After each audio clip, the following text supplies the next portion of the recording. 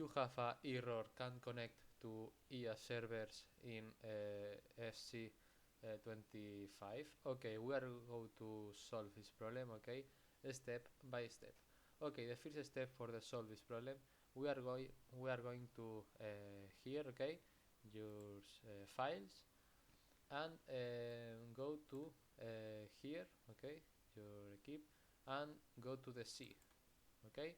Here go to the first here, okay, and go to the EA, okay, the EA, and go to the AC. Here in the AC you have this file, okay, the EA anti-cheat, okay, and you click, okay, double click here, okay, and you click to yes, okay, and here in this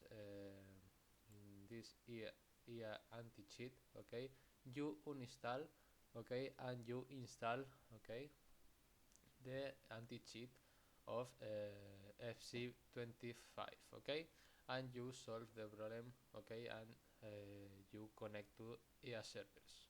Bye bye.